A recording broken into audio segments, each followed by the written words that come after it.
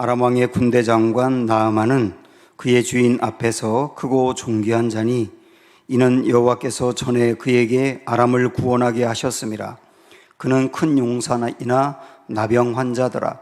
전에 아람 사람이 떼를 지어 나가서 이스라엘 땅에서 어린 소녀 하나를 사로잡음에 그가 나아만의 아내에게 수종들더니 그의 여주인에게 이르되 우리 주인이 사마리아에 계신 선지자 앞에 계셨으면 좋겠나이다.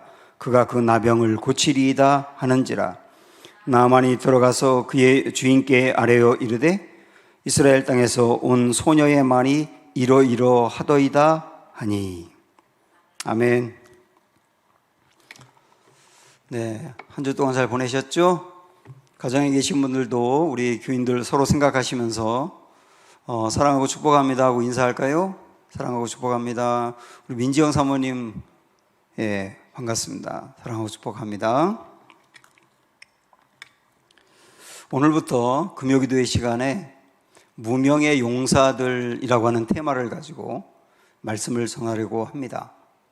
성경에 있는 알려지지 않은 사람들, 그래서 심지어 이름조차 소개가 안 되고 있는 사람들, 그러나 하나님이 그들을 통하여 하나님의 역사를 나타내신 이야기, 그런 것을 성경을 통해서 찾아보고 싶어요.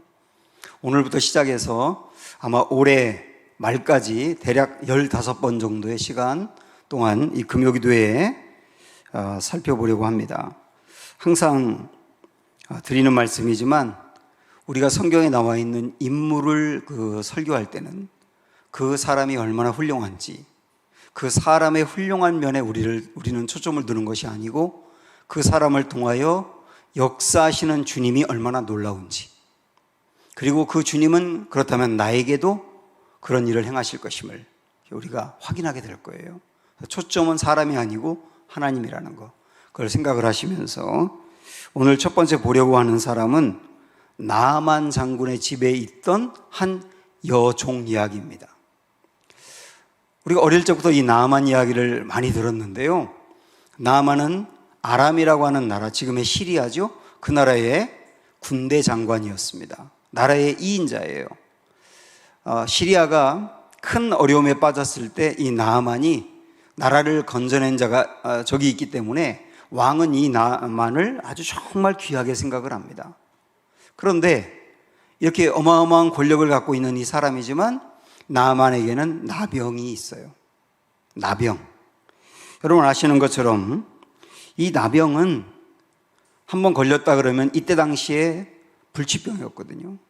아마도 나라의 2인자이기 때문에 나라 안에 용하다고 하는 의사들은 다 불러 모아 치료를 했겠으나 고치지 못한 거죠.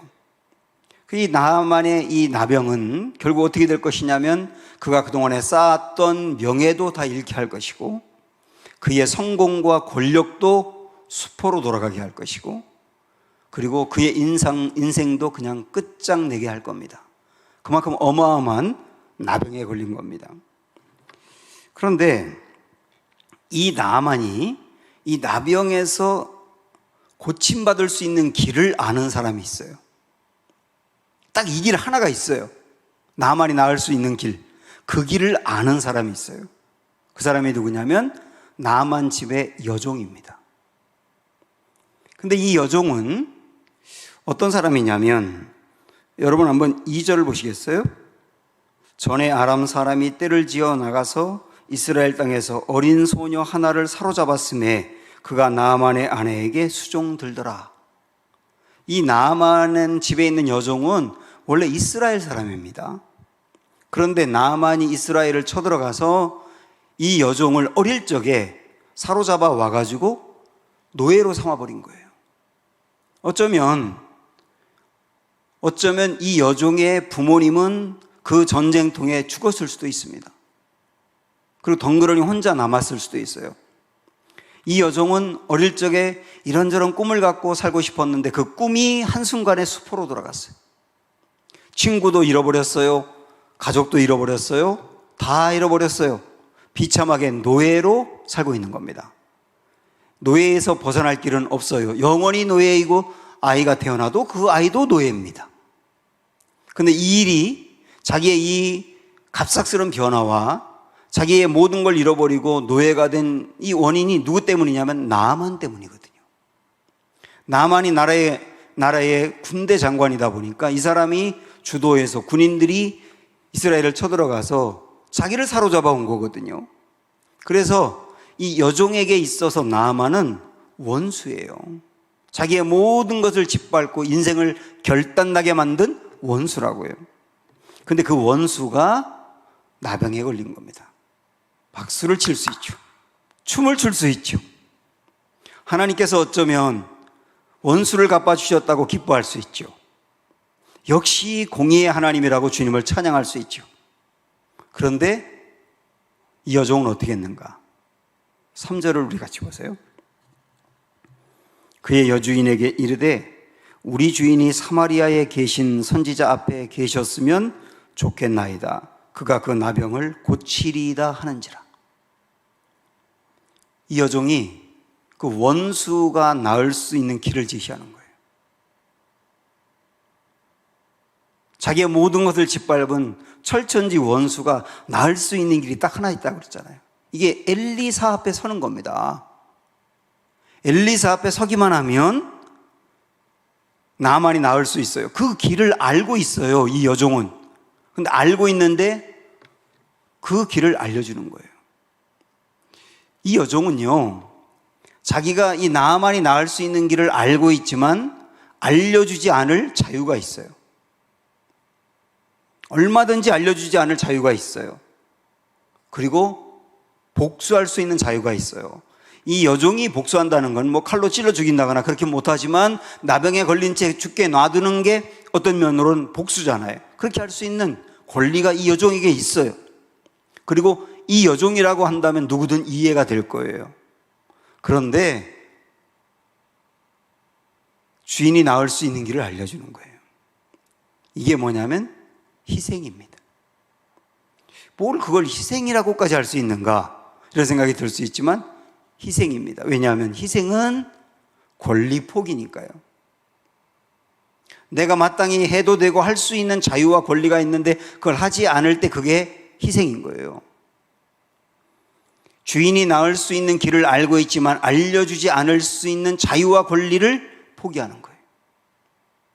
원수가 망하는 것을 보고 싶어 하는 자유가 있지만 그 자유를 포기하는 거예요. 그리고 다 포기하고 그냥 일단 사람 살리는 게 중요하다고 가는 거예요. 이게 희생입니다. 나만은 이 여종이 그 엘리사 앞에 가면 우리 주인님 나올 수 있을 것 같은데 이렇게 그냥 한마디 던진 것 때문에 쉽게 받아들였지만요, 이 나만은 쉽게 은혜를 입었지만 그러나 이 은혜를 베푼 여종은 희생을 한 거예요. 권리를 다 포기하고 희생을 한 거예요. 이 대목에서 예수님 생각이 납니다. 어쩌면 이름도 나와 있지 않은 이 여종의 이야기를 통해서 성경은 우리에게 앞으로 먼 미래에 오실 예수님을 미리 보여주는 것 같아요. 사실 나병에 걸린 이 나아만이 살 수 있는 길이 딱 하나 있었다 그랬잖아요. 그것처럼 나아만 같은 죄 가운데 살았던 우리들이 살 수 있는 길은 딱 하나밖에 없어요. 우리의 노력이라든지 우리의 방법으로는 살 수 있는 길이 전혀 없어요. 우리가 살 수 있는 길은 딱 하나밖에 없어요. 예수님을 통한 길이에요. 아버지 하나님은 그 길을 알고 계십니다. 우리가 살 수 있는 유일한 길을.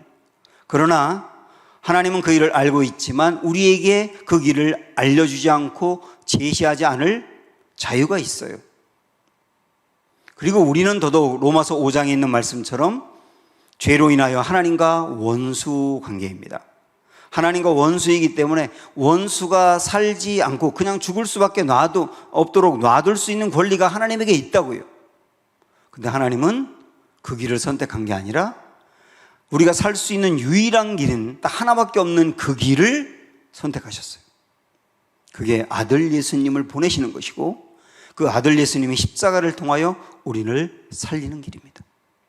아들 예수님도 우리를 위해서 당신의 목숨을 내놓지 않을 권리가 있습니다.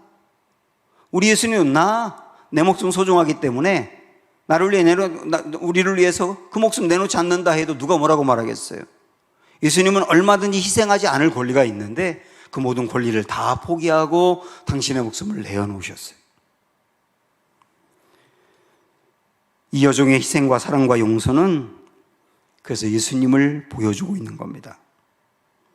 나만이 여종에 의해서, 여종이 어떻게 결정하느냐에 따라서 사느냐 죽느냐가 결정된 것처럼 나만 같은 우리들이 사느냐 죽느냐를 결정하는 것은 예수님의 선택입니다.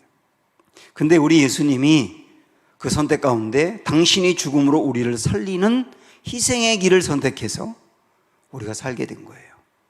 이것만으로도 우리는 충분히 감사하고 충분히 감격하며 살 수 있고 충분히 부족함이 없는 겁니다. 가장 아름다운 사랑이 뭔지 아십니까? 가장 아름다운 사랑은 대속입니다. 대속은 다르게 말하면 희생이에요. 가장 아름다운 사랑은 희생이에요.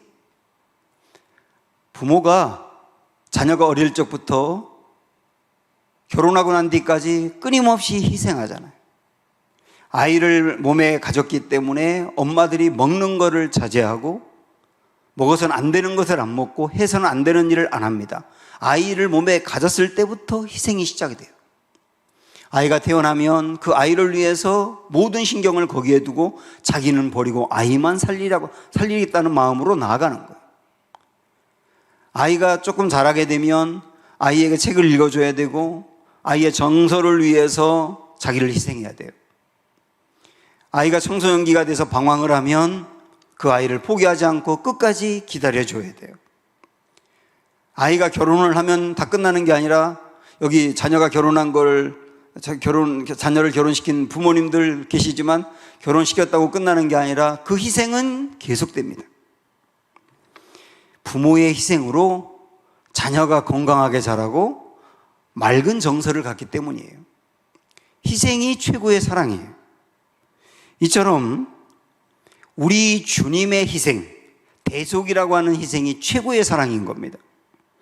우리 주님은 아픔도 대신했고 고통도 대신했고 손해도 대신했고 예수님이 죄의 원인이 되셨고 그래서 최고의 희생으로 우리를 살려주신 거예요. 제가 예전에 이런 문구를 여러분에게 소개한 적이 있는데 다시 한번 들어보세요. 죄라고 하는 것은 뭐냐면 인간이 하나님의 자리에 대신 서는 거예요. 그게 죄입니다. 그럼 구원이라고 하는 것은 뭐냐? 하나님이 인간의 자리에 대신 서는 겁니다.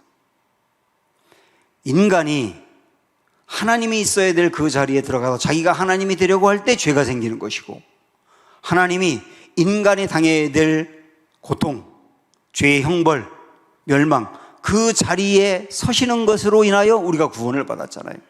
우리가 지금 그 사랑으로 여기 와 있는 거예요. 여종을 통하여 예수님을 볼 수 있어야 합니다. 나만이 병에서 낫기까지 여러분 나만의 이야기를 가만히 살펴보면 신기한 게 있는데요. 그게 뭐냐면 나만을 살리는데 결정적인 영향을 미친 사람들이 전부 다 종들이었다는 사실이에요. 우선 조금 아까 본 것처럼 나만이 나병에 걸렸을 때 나만에게 살 수 있는 길이 있다고 소개한 사람이 여종이었지 않습니까? 그래서 나만은 그 여종의 소개를 듣고 그 다음에 이스라엘로 가거든요. 가서 엘리사를 만나려고 해요. 근데 엘리사가 밖에 나와서 이 나만을 보지도 않고 누구를 보냈느냐면 종을 보냅니다. 그 종이 게하시라고 하는 사람이죠. 종을 보내요. 그 종이 나만에게 나와서 우리 주인님이 그러는데 저 요단강에 들어갔다 나오랍니다. 그렇게 7번 하랍니다. 이렇게 소개한 사람이 누구냐면 종이었어요. 근데 나만은 기분이 상해가지고 아니 얼굴도 보이지 않고 그냥 종을 시켜서 나에게 그 더러운 요단강에 들어갔다 나오라고? 기분 나쁘고 그냥 돌아가겠어 하고 돌아가려고 할 때 돌아가지 말고 요단강에 들어가라고 얘기한 사람이 종이에요. 자, 여러분 보세요. 우리 한번 11절부터 볼게요. 13절까지. 나만이 노하여 물러가며 이르되 내 생각에는 그가 내게로 와서 서서 그의 하나님 여호와의 이름을 부르고 그의 손을 그 부위 위에 흔들어 나병을 고칠까 하였도다. 다메섹강 아바나와 바르바른 이스라엘 모든 강물보다 낫지 아니하냐? 내가 거기서 몸을 씻으면 깨끗하게 되지 아니하랴 하고 몸을 돌려 분노하고 떠나니. 그 다음 13절. 그의 종들이 나와서 말하여 이르되 내 아버지여 선지자가 당신에게 큰 일을 행하라 말하였다면 행하지 아니하였으리까? 하물며 당신에게 이르기를 씻어 깨끗하게 하라 함이리까 하니. 나만이 이에 내려가서 이제 강물로 7번 들어갔다 나왔잖아요. 그러니까 나만이 화가 나가지고 집으로 그냥 돌아가려고 했거든요. 그거를 막고 강물로 들어가도록 한 사람이 종들이었다고요. 여러분 이거 가만히 생각을 해보면 재미있어요. 나만이 고칠 수 없는 그 병에서 고침을 받고 구원을 받게 된 건 다 종들 때문인 거예요. 이 종들 중에 한 명이라도 없었으면 이루어지지 않을 거였거든요. 참 신기한 거는 나만이 자기의 병을 고치기 위해서 이 여종의 이야기를 듣고 이스라엘의 왕에게 갑니다. 이스라엘의 왕에게 가면 자기를 대우하며 쉽게 고쳐줄 거라고 생각했는데 그 이스라엘의 왕은 아무 역할도 못해요. 오히려 종들이 역할을 한 거예요. 여기에 주님이 아주 놀라운 구원의 그 신비, 구원의 길, 그 구원의 길을 이 말씀 속에 심어주신 거예요. 하나님이 이루시는 구원은 어떤 방법이냐? 종을 통하여 이루어진다는 거예요. 종을 통하여. 종이라고 하는 것은 낮아짐을 이야기하고 연약함을 이야기하는 거거든요. 우리 하나님은 사람을 구원할 때 종을 통하여 구원한다는 것은 낮아짐의 방법을 통하여 연약해지는 방법을 통하여 구원하신다는 거예요. 이게 하나님이 이 말씀 속에 심겨놓은 구원의 신비고 구원의 길입니다. 우리 예수님이 구원자로 이 땅에 오실 때 왕으로 오신 게 아니에요. 어떤 부잣집의 자제로 오신 게 아니에요. 가난한 집 부부를 선택해서 말구 위에 태어나시고 가난한 목수의 집에서 평범하게 30년을 사시고 그리고 평생토록 집도 없는 채 가난하게 약한 모습으로 낮아진 모습으로 겸손하게 사시다가 종처럼 살다가 빌립보서 2장에 있는 말씀처럼 정말 종이 되어서 십자가에 못 박혀 낮아지고 약해지고 비참한 모습으로 돌아가시는 그 길을 통하여 우리를 구원해내신 거예요. 우리 주님은 강한 방법이 아니라 연약한 방법, 그리고 군림하는 방법이 아니라 희생하고 겸손하고 낮아지는 그 모습을 통하여 우리를 건져내신 거예요. 다시 말하면 우리를 살려내는 힘, 죽은 자를 살리는 구원의 힘, 그건 무엇이냐면 종이 될 때 그렇다는 거예요. 종이 될 때. 그래서 우리 주님은 세상의 연약한 자들을 통해서 강한 자들을 부끄럽게 하시고 세상에 멸시받는 자들을 통해서 지혜 있는 자들을 부끄럽게 하시고 세상에 없는 자들을 통해서 있는 자들을 폐하시는 지혜가 있는 겁니다. 때로는 그래서 하나님이 우리를 약해지게 하실 때가 있어요. 한없이 약해지게 하실 때가 있어요. 우리를 낮아지게 하실 때가 있고 우리를 연약하게 할 때가 있어요.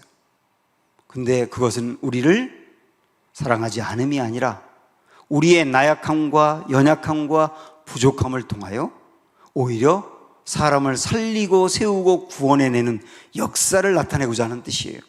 참 신기하지 않습니까? 가정 안에서도 가장인 아빠가 강하면 강할수록 가정이 사는 게 아니라 가정이 죽어요. 그런데 낮아지고 약해지고 겸손해지고 연약해지면 오히려 가정이 살아요. 이건 세상에 어디서나 마찬가지예요. 이런 방법으로 하나님이 우리를 구원해내셨고 이런 방법으로 우리를 통하여 구원의 역사를 이루고 계신다. 사랑하는 여러분, 이 여종의 이야기를 통하여 예수님을 만나시고 이 예수님을 통하여 우리를 구원해내신 그 은혜와 사랑에 감사하는 시간이 되기를 축원합니다. 우리 함께 찬양할까요? 죽임당하신 어린 양.